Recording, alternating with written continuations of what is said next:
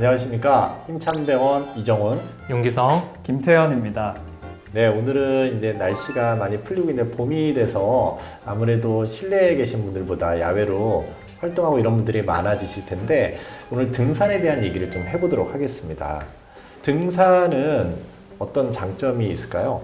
저는 사실 이제 어릴 때 그 아버지를 따라서 이렇게 산에 많이 왔다 갔다 했거든요. 저희 아버지는 사실 히말라야 산맥도 갔다 오시고 막 그 등산을 굉장히 좋아하시는 분이세요. 그래서 어릴 때는 이제 부모님이 끌고 가니까 가기 싫어 이러다가 또 올라가면 또 이렇게 기분도 좋고 공기도 상쾌한 공기가 있고 이렇게 경치도 좋고 뭔가 모를 정복감이라고 해야 되나 그런 것도 좀 느낄 수가 있고 그런 장점들이 기억이 나더라고요. 이제 이 정형외과 의사 입장으로 좀 돌아와서 제가 이제 진료실에서 환자분들을 뵈면 많은 수가 이 등산과 또 연관이 있지 많죠. 않습니까? 네, 그래서 많죠. 이 관절염이 이제 처음 저한테 들으시는 분들도 계시고 원래 이제 알고 계시다가 이제 오시는 분들도 있는데 환자분들이 등산 때문에 내 무릎이 이렇게 됐다는 거에 대해서 그 등산 자체를 이제 후회하거나 이러진 않으시더라고요. 내가 할 만큼 했다. 이 등산을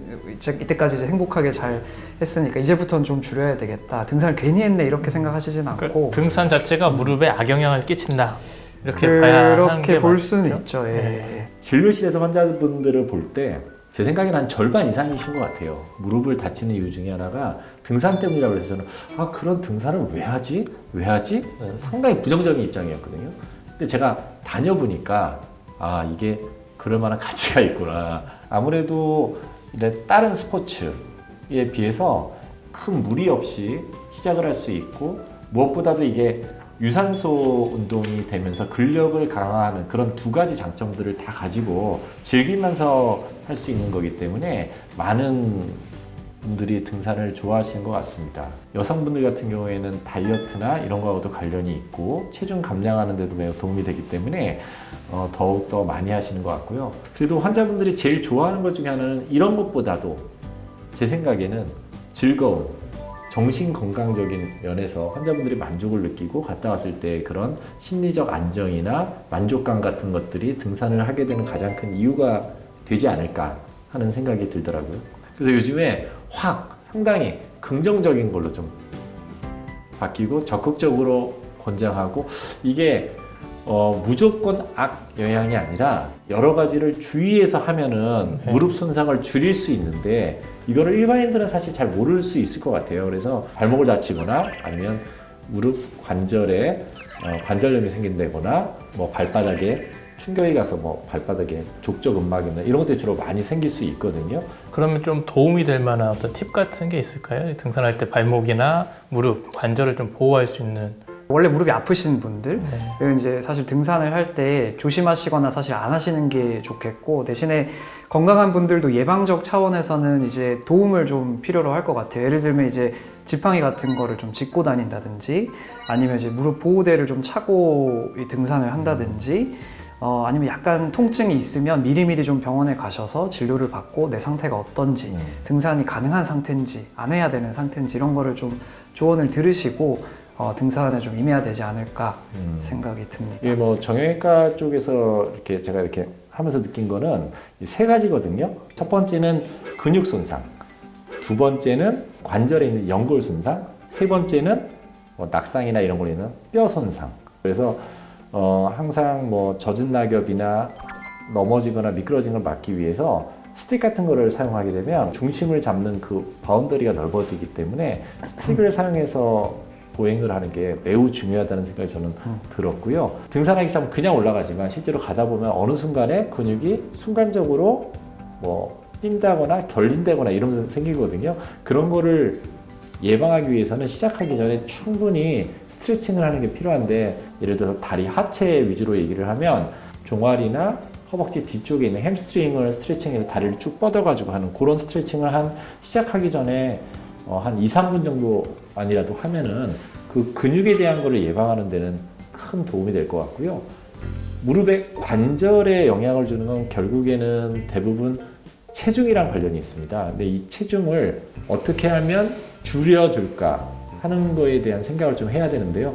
옷의 무게는 그렇지만 배낭 안에다가 막 되게 여러 가지를 넣는데 뭐 식당을 차려서 카페나 식당을 차려서 올라가시는 분도 있더라고요. 심지어는 그것뿐만 아니라 그 테이블과 의자까지 넣어가지고 다니는 사람들이 있더라고요. 그런 무게들이 결국에는 올라갈 때는 괜찮지만 주로 내려갈 때 체중의 한 3배 정도가 무릎에 걸린다고 생각하시면 되거든요. 내가 10kg를 얹었으면 무릎에는 30kg의 체중이 가는 거라고 생각하시기 때문에 배낭을 무게를 줄이는 게 되게 필요하고요. 또 하나가 내려오실 때 주로 체중이 많이 걸리기 때문에 빨리 내려오시는 분들이 있어요. 근데 그거는 방법이 없죠. 왜냐하면 이제 뛰어내려면 당연히 체중이 5배까지도 많이 들기 때문에 뛰어내려오는 거는 절대 금하시는 게 좋고요.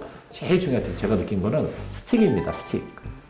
무릎의 부담을 줄이기 위해서는 스틱을 꼭 써야 돼요. 항상 양쪽을 같이 잡아야 되고 오르막일 때는 스틱이 좀 짧아야 될 거고 내리막일 때는 스틱을 좀 더 길게 잡아서 체중을 분산시켜주는 역할을 잘 해야 될 거라고 생각이 듭니다.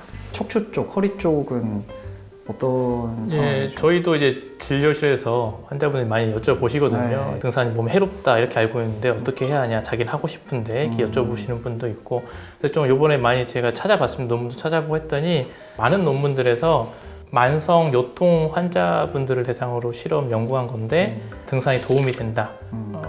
긍정적인 요인이 많이 있다. 그리고 어떤 논문은 다른 일반적인 운동보다도 등산이 비슷하거나 아니면 조금 더 나은 통증을 조금 낫게 해주는, 통증을 줄여주는 데 효과가 있는 것으로 나타났다. 이런 논문들이 있거든요. 그래서 질병이 심해서 조금만 산을 오르거나 그랬을 때 통증이 유발되는 것이 아니라면 등산은 언제든지 하시는 게 좋을 것 같고요. 주의할 게 하나 있는데 협착증 환자분들 같은 경우는 허리를 숙이면 통증이 약간 완화되는 효과가 있어서 올라갈 때는 대부분 이렇게 허리를 숙인 채 많이 오르다 보니까 좀 편하게 올라갔다가 내려올 때 오히려 통증이 약화돼서 힘들어 하시는 분들이 있거든요. 그래서 자기 몸 상태를 좀 자주 체크해 보시고 처음에는 어렵지 않은 산 그리고 시간이 적게 걸리는 산들부터 해가지고 능력치를 확인한 다음에 조금씩 늘려가는 게 맞다고 보고요. 굳이 자기가 척추 질환이 있다고 해서 미리 겁먹고 포기하거나 그러실 필요는 없다고 생각하고 오히려 더 도움이 된다는 논문들도 많이 있으니까 적극적으로 등산해 보시는 걸 저는 추천드리고 싶습니다. 제가 그걸 좀 보다가 어떤 한 구절을 봤는데요. 아프고 통증이 생기고 문제가 되는 거는 험한 산을 타서가 아니라 산을 험하게 타서 그렇다라는 글귀를 본 적이 있습니다. 매우 동감하는 내용이고요. 여러분들이 좋은 계절에 등산을 하실 때 이런 것들을 잘 유념하셔서 즐거운 건강한 등산을 즐기셨으면 좋겠습니다. 날씨도 좋아서 자전거 타시는 분들 많고 자전거 동호인 인구가 300만을 넘었다고 합니다. 척추 손상을 가장 많이 일으키는 연골 손상이나 이런 것들이 쉽게 올 수가 있고 성기능이 저하된다는 얘기를 배뇨장애 생기는 거, 전립선 문제, 발기부전, 전립선, 암을 일으킬 수 있는 뭐 자전거 뭐 안장 높이 같은 거 중요한가요? 매우 중요하죠. 왜냐하면 자전거를 탈 때 느끼는 통증이나 증상을 저는 다 느껴봤거든요. 첫 번째 느낀 게 안장통이죠, 처음에. 왜냐면 2시간, 3시간 제가 이제 뭐 춘천도 가고 막 그러거든요, 여기서. 한 100km 정도 됩니다. 그런데 자전거를 타고 쭉 가면 시간당 보통 한 20km 기준으로 가요. 그러면 안장통이 너무너무 심해요. 그 다음에 걷지를 못했어요. 쩔뚝쩔뚝. 왜 그러냐 그랬더니 장경인대 증후군이라고 바깥쪽에 있는 이게 장경인대가 뼈랑 계속 이제 부딪히게 되니까 그 중간에 윤활랑이라는 게 있어요. 그래서 거기에 부대끼면서 자꾸 이제 염증이 생기고 그걸로 인한 통증도 느껴봤고요. 우리 자덕들은 또 간지라는 게 있어요. 안장을 쫙 올립니다. 안장을 올리게 되면 어떤 문제가 생기냐면 다리를 페달이 아래쪽으로 왔을 때 돌릴 때 제일 아래쪽에 왔을 때 다리가 너무 쭉 펴지는 경향이 있어요. 이게 펴지게 되면 가장 큰 영향을 받는 거는 물론 이제 허리죠. 허리를 그만큼 많이 구부려야 되기 때문에 허리 통증이 심해지고 다리 쪽으로 보면 뒤에 햄스트링에 영향을 많이 받습니다. 그래서 그런 거를 하기 위해서는 뭐 안장을 내리고 오히려 핸들바를 좀 높인다거나 인심이라는 게 있습니다. 인심. 우리가 땅 바닥에서 다리에서 요 우리가 사이에 회음부까지 있는 그 거리, 요 길이를 기준으로 보는데 안장에 타고서 다리를 쭉 폈을 때 그 페달이 이렇게 돌아가는 그 페달이 아래쪽에 와 있을 때 무릎이 한 20도 정도 구부러져 있는 상태.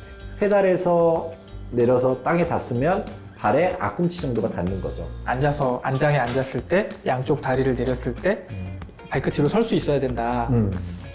발끝으로 설 수 있을 정도가 되면 적당하다라고 들었는데 이제 풀어서 해설을 아주 길게 쉽게 해주셨습니다. 네. 제가 지금 이거 설명을 하는 게 일반인 기준으로 해야 될지 아니면 우리 저 너무 자덕들 어렵습니다. 자덕들 기준으로 해야 될지 좀 오늘 처음 고민을 듣는 했습니다. 단어 민심, 민심, 인삼인가? PD님들이 지금 깜짝 놀랐습니다. 표정이 안 좋아요 지금. 잘라야 할 부분이 많을 것 같습니다. 네. 혹시 더 해야 될 것 같은데? 오히려 네. 물론 잘못 타석했지만 네. 자전거를 하고 오히려 독이 되는 케이스들을 제일 많이 아픈 게 아까 얘기했던 것처럼 제일 큰 게 이제 허리잖아요. 허리는 적당한 각도를 유지해야 되는데 아까 얘기한 것처럼 안장이 너무 높거나 그러면 허리를 많이 구부리게 되면 척추 앞쪽에 이게 영향을 받으면 디스크에 좀 좋지 않은 예, 걸로 알고 디스크는 허리를 앞으로 숙일 때 네. 더더욱 하중이 많이 실리게 되고 네. 그럴수록 디스크 탈출증이라든지 디스크 관련한 통증이 많이 증가하는 경향이 있기 네. 때문에 허리를 많이 숙이는 거는 척추만 놓고 보면 좋지 않은 자세입니다. 그래서 안장을 그렇게 높이지 않고 오히려 핸들을 좀 올리고 안장을 내려서 하는 게 척추에는 꽤 좋고요. 처음에 타다 보니까 막 손이 너무 저려서 왜냐면 장기간 이렇게 딱 핸들을 잡고 있으면 손이 저려서 손이 마비되는 것 같더라고요. 그래서 수근관 증후군이라고 해가지고 여기 지나가는 신경이 여기서 눌리는 상태로 이렇게 1시간, 2시간 되고 있으면 물론 근데 장갑을 낍니다. 패드가 달린 장갑을 껴서 충격을 없애주긴 하지만 그럼에도 불구하고 장시간 타다 보면 그런 게 생기고 음부신경이라고 해서 원래 그 회음부 쪽에 나오는 신경이 있거든요. 그게 안장에서 오래 타다 보면 눌리게 됩니다. 그러면 안장통을 일으킬 수도 있고 이 사타구니하고 엉치 있는 부위의 감각이 좀 떨어지는 경우가 있어요. 팔꿈치 아파서 환자들 많이 안 오죠. 오시나요? 올 수 네. 있죠. 1시간, 2시간을 여기다 이렇게 체중을 앞팔에 이렇게 기대고 간다고 생각을 하면 어깨도 아프고 팔꿈치도 아프고 외상과염이 잘 생길 수 있습니다. 테니스 엘보.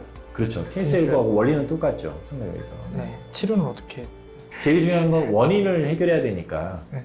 안 타는 거죠. 네, 자전거 근데 금지. 급성기 네. 통증이나 이런 걸 조절하기 위해서는 뭐 약이나 물리치료나 이런 네. 것들이 필요한데 중요한 거는 저는 이제 스트레칭 많이 하라고 그러거든요. 그래서 외측 상강염 같은 경우에는 이렇게 팔을 펴고 손목을 이렇게 당기는 거를 이제 한 30초 정도로 하는 걸 반복을 하면 충분히 도움이 됩니다. 예. 그리고 이제 환자분들이 가장 궁금해하는 게 그럼 통증이 생겼다 자전거를 타다가 그러면 의사 선생님들 보통 쉬라고 말씀해 주시는데 어느 정도 쉬어야 할지 이거 상당히 고민이거든요. 쉬어야 되는 기간도 필요하지만 그런 거를 이제 다시 돌아가는 데 필요한 재활 기간까지 필요하다고 보거든요. 그래서 보통 우리가 프로가 아닌 아마추어 수준에서 하게 되면 1주나 2주를 쉬어야 된다.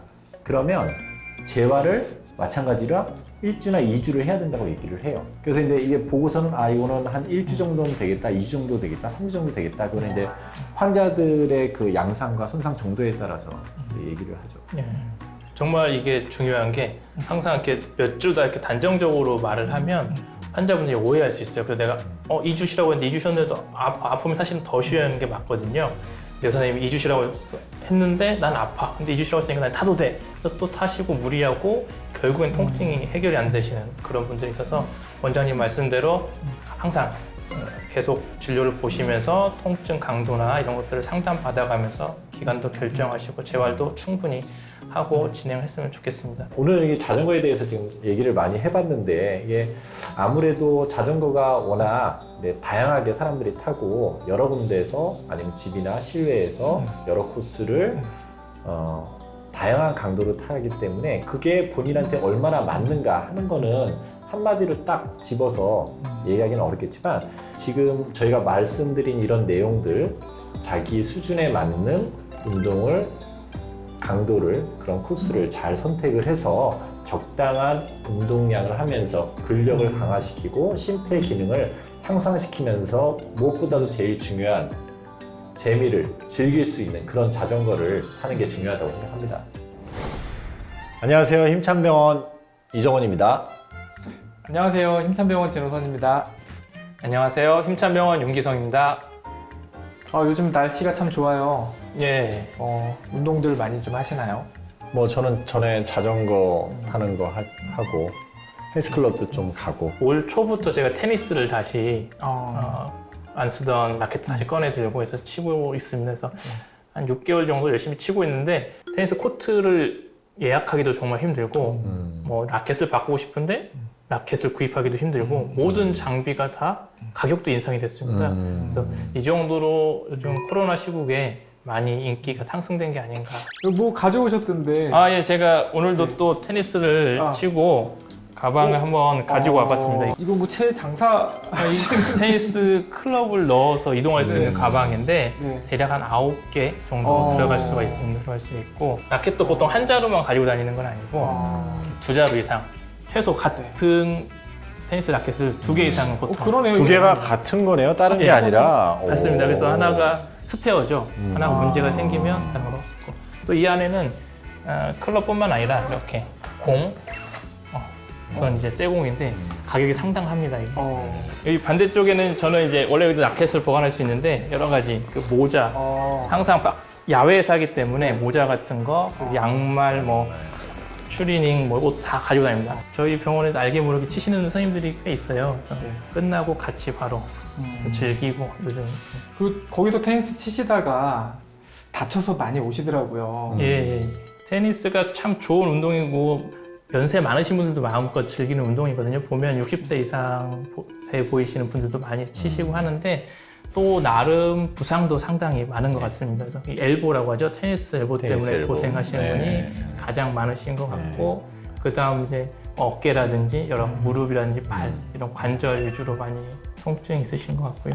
실제로 외래에서 많이 보시지 않나요? 그렇죠. 테니스 엘보 환자분들. 저희가 진료하다 보면은 종아리에 있는 비복근에 있는 힘줄이 찢어져 가지고 오는 경우들이 꽤 많이 있습니다. 그럼 우리가 이제 테니스 레그라고 하거든요. 테니스 엘보뿐만 아니라 다리 쪽에서. 생소한데요, 테니스 엘보. 예, 실제로 상당히 많습니다. 돌에 맞았다고 환자들이 얘기하면 돌 맞는 줄 알았어요. 그래서 뒤에 보니까 아무것도 없더라고요. 근데 실제로 보면 아킬레스 건이 끊어지는 경우에도 그렇게 느끼고요. 기복근에 있는 힘줄이 근육이랑 연결되어 있는 부위가 찢어지면서 그런 게 생기죠. 보통 근데 경증 같은 경우에는 이런 찜질이나 안정 같은 걸로도 충분히 좋아질 수 있고요. 아주 심한 경우에는 부목을 대기도 하는데 대체로 큰 문제가 없으면 한 달 이내에 좋아지는 경우가 많이 있습니다. 좀 조심하셔야 되는 게 이 다리가 아플 때 그냥 일반적인 근육통이라고 생각해서 자가치료를 먼저 시도하시는 경우들이 있어요. 하루 이틀 사이에 증상이 호전되지 않으면 꼭 병원에 와보셔야 됩니다. 종아리가 아픈 거는 말씀하셨던 테니스 레그일 수 있지만 이 아킬레스건은 끊어지면 수술이 필요할 수도 있는 곳이거든요. 원래 아킬레스건 파열됐을 때 좋은 결과를 얻으려면 이게 또 골든타임이 있지 않습니까? 가능하면 빠른 게 좋다고도 얘기는 하는데 파열된 부분에서 이런 출혈 같은 게 있어서 조직이 부어오르면 정확하게 봉합을 하는 게 어려운 부분도 있어서 붓기가 빠지고 하는 게 더 좋은 경우도 있기는 합니다. 그런데 이제 주의할 거는 한 달 이상 넘어가면 어렵다. 만약에 그렇게까지 가지 않게 하기 위해서 뭐 이렇게 예방책이나 그때 치료 방법으로 어떤 게 있을까요? 평소에 사실 아킬레스건이 파열돼서 오시는 분들이 가장 많은 나이대가 40에서 50세 사이 정도거든요. 그러니까 왜 그러냐면 마음은 30대인데 몸은 40대가 됐고 또 이 몸에 근력은 남아있는데 힘줄이 조금씩 약해지는 거죠. 연결 부위가 약해지다 보니까 어느 순간에 충격을 받아서 약해져 있던 부분이 끊어지는 것이기 때문에 평소에 사실 운동을 할 때에는 항상 준비 운동, 정리 운동 이런 게 필요하고 이렇게 일교차가 심한 계절에는 항상 보온에 신경을 써주시는 게 좋습니다. 저희 지금 같이 치고 있는 원장님 중에 조 원장님이라고 계세요. 그분이 한 2달 전부터 엘보가 오셨거든요. 우리 조 원장님 보면 이렇게 백핸드 스트로크라고 하죠. 팔을 반대로 돌려서 이렇게 치는 이 순간에 상당히 아파하시더라고요. 그래서 제가 백핸드만 계속 공략하고 있는데 요거 되게 많이 아파하시더라고요. 왜 그럴까요? 왜 백핸드를 치면 이쪽 엘보 우리가 흔히 말하는 테니스 엘보는 외측 상가염을 말하잖아요. 이쪽이 왜 아픈 건지 한번. 그 테니스 엘보라고 하는 게 이 전완근에 이 팔목을 올리는 근육, 이 근육이 닿는 부분, 이 부분에서 염증이 생긴 거거든요. 말씀하신 그 동작이 공을 딱 치는 순간 탁 하면서 여기 힘줄이 순간적으로 잡아당겨지는 거죠. 그러면서 미세한 손상이 누적이 돼서 염증이 생겨서 통증이 생겼는데 통증이 생겼으면 푹 쉬어야 되는데 조금 덜 아파졌다고 계속 쓰니까 염증이 나지 않고 재발하다가 이제 급기야는 끊어지는 경우도 있어요. 물론 끊어져도 손은 다 써요. 왜냐면 다른 힘줄이 다른 있으니까. 근육이랑 다른 힘줄이 있기 때문에 사용은 하는데 통증이 안 없어지죠. 계속 아프죠. 이름이 테니스 엘보기 때문에 테니스를 치거나 운동하는 사람들만 걸리는 걸로 오해하시는 분들이 있는데 가정주부들도 많이 걸린다면서요. 이게 그래서 가정주부들이 이게 뭔가요? 테니스 엘보입니다. 저는 테니스 태자도 몰라요. 이렇게 놀라시는 분들이 있다는데 가정주부들이나 이렇게 집에서 가사일을 하시는데도 불구하고 이렇게 걸리는 이유는 뭔가요? 이게 후라이팬을 드는 거 있잖아요. 후라이팬을 잡을 때 핸들을 이렇게 보통 이렇게 잡죠. 이렇게 잡으면 손바닥을 땅으로 잡아요. 그러면 중력에 반해서 신전근을 쓰게 되거든요. 아니면 전화를 받거나 물건을 할 때, 그 다음에 행주를 짜거나 돌릴 때. 그래서 항상 손바닥을 하늘을 보고서는 활동을 하라고 그래요. 예를 들어서 무거운 장바구니를 들 때도 이렇게 드시는 것보단 이렇게 드시는 게 훨씬 더 도움이 됩니다. 찜질이나 이런 걸로 도움 안 되나요? 급성 통증이 있을 때 파열이나 손상이 있으면 원칙이 있죠. 라이스라고 그래가지고 레스트, 아이스, 컴프레션, 엘리베이션. 그래서 제일 중요한 거는 덜 붓게 만드는 거죠. 그 주변으로 염증 반응이 덜 생기게 이렇게 하기 위해서 쉬면서 아이스백을 대고 그 다음에 압박을 해주면서 심장보다 높이 올리면 부종을 최대한 줄일 수 있는 그런 게 있죠. 그래서 그거는 모든 손상에 가장 일반적으로 급성기 손상 때 같이 대주는 거고요. 실제로 전완근에 걸리는 힘이 이쪽에 가기 전에 이렇게 보호대 같은 걸 차면 좀 줄여주는 효과도 있더라고요. 특히나 뭐 다른 운동, 골프 같은 걸 칠 때도 보면 그런 거를 하면은 좀 더 도움이 되는 경우도 있고요.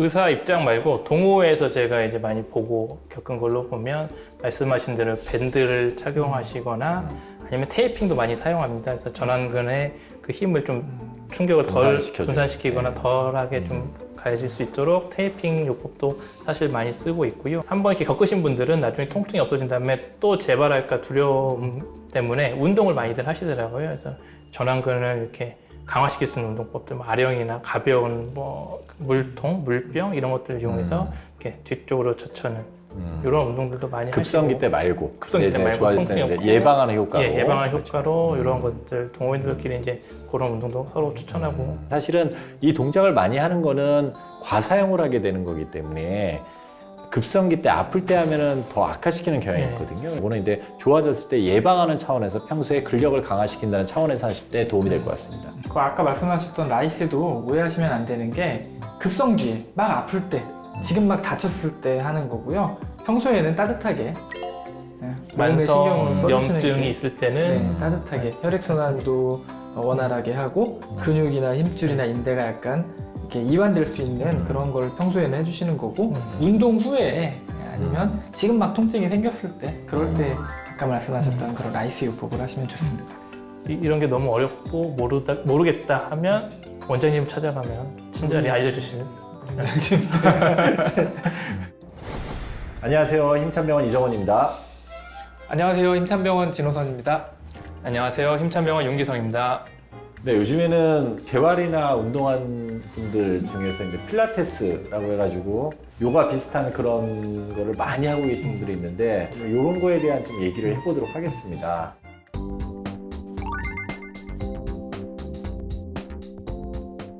저희 필라테스 이거 어원이 뭐예요? 신 이름 아닐까? 그리스 신? 거기까지는 소크라테스 형? 필라테스? 필라테스 테스형 그건 아니고 실존하시는 분의 이름을 따서 만들었는데 전쟁통에 많은 부상병들이 나타나고 그랬는데 간단한 소도구나 아니면 매트 등을 이용해서 하거나 아니면 큰 기구를 이용해서 주로는 재활 목적 그 개념으로 만들어진 운동법입니다. 아니 필라테스 해보셨어요? 집사람이 필라테스를 좀 하거든요. 집에서 하겠다고 또 기구를 샀어요. 근데 네. 기구가 보니까 이런 커다란 기구가 침대 같은 기구를 하나 샀더라고요. 책상 같은. 근데 보니까 뭐 동그란 것도 있고 거기 누우니까 허리가 이렇게 새우처럼 뒤집어지기도 하고 뭐 다리가 거는 데 있고 뭐 이런 거 있는데 그거 사는데 덤으로 하나 주는 게 있거든요. 저는 주로 그걸 씁니다. 뭐냐면 라텍스 밴드예요. 양 발에다 밟고서는 들면 상체 운동이 되고요. 네. 벽에다 걸어 뜨면 등 운동이 되고요. 뒤쪽에서 앞으로 당기면 또 가슴 운동이 되고요. 그래서 맨손으로 하는 것보다는 그런 걸 이용해 가지고 좀 하면은 훨씬 유리한데 그런 거 몇 개 갖다 놓으시면서 이렇게 운동하시면 홈트하는데 또 쉽게 손쉽게 할 수 있는 방법이 아닐까 하는 생각이 듭니다. 저는 사실 허리가 좀 아파가지고 제 아는 그 지인 중에 필라테스 강사님이 계십니다. 내가 허리가 안 좋으니까 좀 가르쳐 달라 해서 이제 몇 가지 가르쳐 줬는데 간단합니다. 누워서 그냥 다리 들기 뭐 이런 것들, 고양 자세로 엎드린 상태에서 다리 뒤로 뻗기 뭐 이런 간단한 자세들을 배웠는데요. 자세 하나하나, 동작 하나하나를 이렇게 찝어서 이렇게 알려주시다 보니까 상당히 힘이 듭니다. 허리 아프신 요통이나 허리 쪽이 아프신 분들이 대단히 많잖아요. 네. 그런 분들한테 운동 뭐 하면 좋나요? 이렇게 했을 때 코어를 강화시키는 운동을 위주로 많이 하는데 이런 거가 정확히 코어라는 게 어떤 거죠? 코어 운동에는? 단순히 이제 코어라는 영어는 이제 중심, 뼈대 이런 뜻이잖아요. 그래서 네. 저희 몸의 중심이 되는 게 이제 척추입니다. 척추이기 때문에 그 척추를 둘러싸고 있는 근육을 코어 근육이다라고 생각하시면 됩니다. 그래서 앞쪽으로 이제 복근이 있겠고요. 그 위쪽으로는 횡격막이라든지 이런 게 있을 수 있고, 허리, 척추 뒤쪽으로는 이제 뭐 다혈근이라든지 기립근 같은 근육들이 있을 수 있고, 또 그 밑에까지 감싸고 있는 골반 기저근이라든지 아니면 엉덩이 쪽 근육까지도 우리가 코어 근육으로 볼 수가 있습니다. 그래서 중심이 되는 척추를 강화시킬 수 있는 운동이 코어 운동이다라고 생각하시면 될 것 같고요. 많은 분들이 질문하시는 게 내가 디스크 환자인데 코어 운동을 하면 디스크가 좋아지나요? 뭐 이런 질문을 하시는데 그렇죠? 네. 사실 운동을 통해서 디스크가 좋아지는 경우는 없다고 보시면 됩니다. 그래서 극심한 통증이 있을 땐 당연히 운동을 하면 안 되고요. 어느 정도 통증이, 그러니까 급성 디스크 탈출증에 대한 통증이 어느 정도 가신 다음에 그 다음에 운동을 하라고 말씀을 드리고, 그 디스크 탈출증이 그대로 끝나는 게 아니고 더 튀어나올 수도 있고요. 아니면 퇴행 속도가 빨라지면서 더 협착증을 동반하게 된다든지 점점 좀 나빠질 수가 있기 때문에 급성 통증이 사라지고 난 다음에 여러 가지 뭐 필라테스든 뭐 요가든 아니면 짐에 가서 운동을 하시든지 간에 그 코어 근육을 강화시켜주면 더 이상 디스크 탈출증이 진행을 한다든지 이런 걸 막거나 아니면 주위에 새로운 퇴행성 질환이 생기는 거를 좀 막아주는데 어느 정도 효과가 있다 이렇게 생각하시면 될 것 같아요. 그래서 분명히 중요합니다. 중요하지만 급성기에는 절대 피하시는 게 좋고, 수술 후에나 이럴 때도 좀 피하시는 게 좋고, 환자들이 허리 수술하고 나서 필라테스 해도 돼요? 라고 물어보면은 간단한 수술인 경우에는 한 달 정도 이후에 천천히 시작해보는 거 권유해 급성기 드리고, 통증 가라앉고 나서 수술 후에도 충분히 쉰 다음에 하시길 좀 하고, 또 가장 중요한 게 본인의 역량이죠. 하나도 그런 준비가 안 되신 분들이 갑자기 하면 통증을 느낀다든지 불편감을 느낄 수가 있으니까 꼭 자기 수준에 맞게끔 시작을 하셨으면 좋겠습니다. 나이 드신 분들은 사실 허리 숙이면 골다공증 때문에 압박골절 같은 거 우려가 좀 있는데 필라테스 동작이 위험하진 않을까요? 물론 이제 압박골절이나 이런 것들이 생길 수 있는데, 사실은 허리를 굽혀서 압박골절이 생겼다고 하면 운동이 잘못됐다기보다는 허리 건강 상태가, 골다공증이 워낙 심하셨다 이렇게 보는 게 맞을 것 같고요. 다시 말하면 골다공증이 심하신 분들은 뭐 필라테스든지 이런 운동이 무리가 될 수도 있다 그런 얘기고요. 보통 필라테스를 사실 많이 접하시는 분들은 이제 젊으신 분들에서 많이 접하게 되는데, 젊은 분들 중에서 이제 디스크 질환이 있으신 분들은 과도하게 허리를 굽히는 자세가 오히려 독이 될 수가 있습니다. 그래서 허리 통증이 있거나 디스크 질환을 앓았거나 아니면 디스크 수술을 하셨던가 이런 분들은 과도하게 허리를 굽히는 자세는 좀 피하시는 게 좋습니다. 그래서 아까 말씀드린 코어 근육 중에 하나인 복근을 단련할 때도 상체를 위모르케를 끝까지 하는 것보다는 반절 정도만, 30-40도만 올린다든지 아니면 오히려 누워서 하체를 들어 올리는 운동을 통해서 복근을 단련하는 게 좋고, 과도한 굴곡 자세는 피하시는 게 좋을 것 같습니다. 그러면 그게 뭐 디스크 환자나 뭐 협착증 환자들이나 뭐 상관없이 그런 걸 다 해도 되는 건지, 아니면 어떤 환자들은 어떤 걸 피해야 되는지 이런 게 좀 있나요? 사실 운동에 절대적인 금기는 없습니다. 금기는 없고, 단지 이제 급성기 통증이나 수술 후에 재활이 필요한 상태에서는 과도하게 구부리는 걸 피하라고 되어 있기 때문에 이제 그런 걸 피하는 거고요. 뒤로 젖혔을 때 통증이 약화되시는 분들이 있습니다. 뭐 후관절 증후군이라든지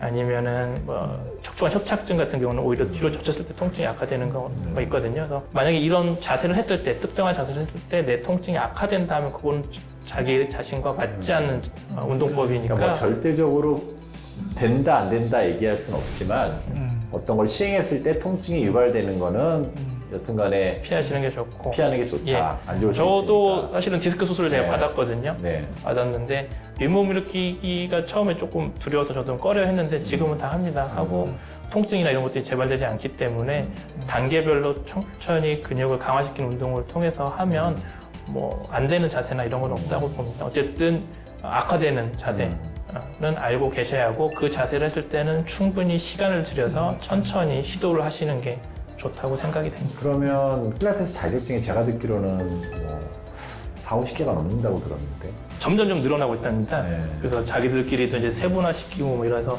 자격증들이 워낙에 남발이 많이 되고 뭐 몇십만 원만 내도 자격증 쉽게 딸 수 있는 그런 것도 있고 하기 때문에 아픈데 강사가 계속 하라고 한다 하면 될 수 있으면 하지 마시고 통증이 있다는 건 뭔가 안 좋은 사인일 수 있으니까 충분히 쉬든지 아니면 충분히 상담을 통해서 확인을 하신 다음에 진행을 하시는 게 좋을 것 같습니다.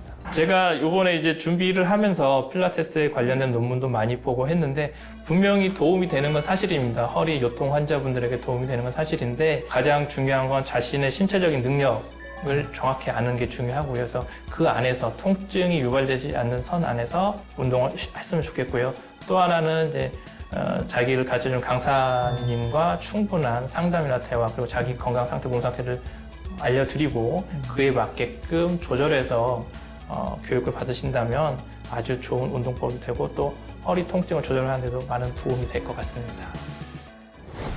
이 영상이 도움이 되셨다면 구독, 좋아요. 알림 설정 부탁드립니다.